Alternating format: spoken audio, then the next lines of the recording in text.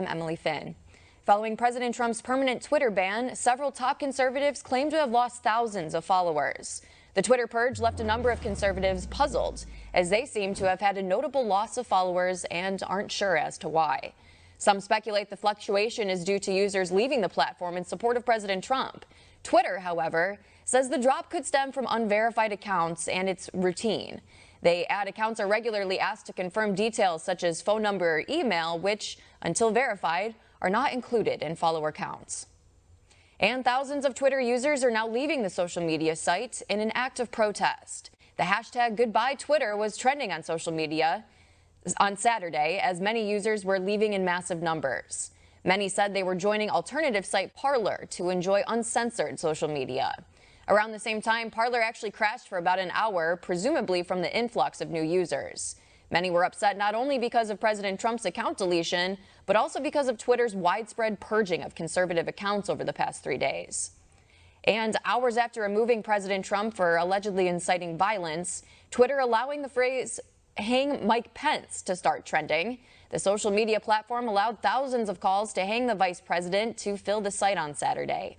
Quickly, many started asking why Twitter was allowing such language when President Trump's calls for protesters to go home in peace were removed. The site claims the president violated their terms of service. However, people are highlighting this incident as a double standard. Twitter has since blocked the phrase from trending and said they've taken corrective action. The acting commissioner of U.S. Customs and Border Protection weighs in on big tech's efforts against conservative speech amid the permanent suspension of the president's Twitter account. During an interview Saturday, Morgan said conservatives and Trump administration officials are, quote, constantly being censored. He also pointed out Twitter took no action against House Speaker Nancy Pelosi when she called federal agents stormtroopers over the summer. Morgan says the Democrats' remark was hateful and irresponsible, but defended her right to say it, noting free speech is a protected right in the U.S. In the meantime, social media platforms continue to come under fire in the aftermath of their removal of several conservative accounts. One America's Jacob Miller has more on the backlash. Supporters and non-supporters of President Trump are speaking out against big tech's far-reaching ability to censor people. This continuing one day after the accounts of President Trump and several of his ardent supporters were removed from several social media platforms. Facebook, Twitter, they took down the president's account. They took down Sidney Powell's. They took down General Flynn's. All my friends are out there, so many that are in the media, they took down theirs. They took them all the way on all social platforms. So they're not going to be able to get these messages out there, and it's their livelihood.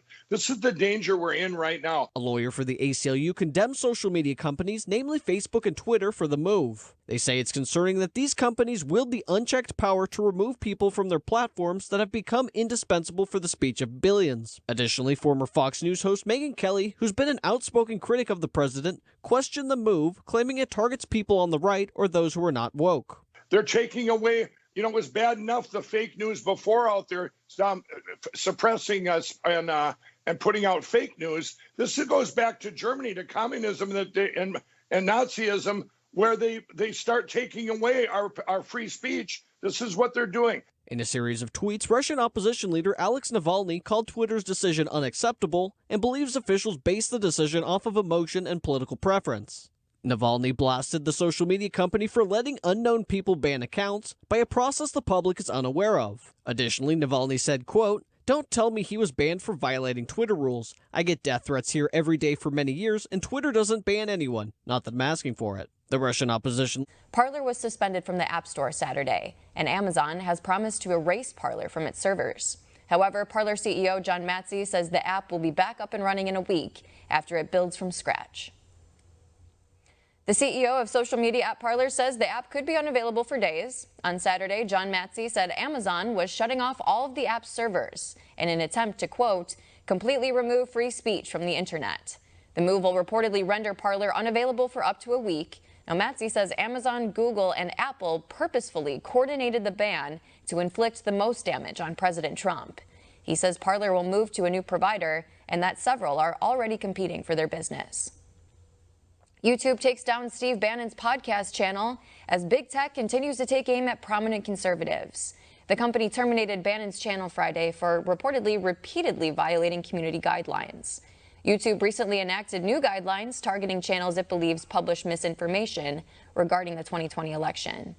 This after Bannon's personal Twitter account was permanently suspended back in November.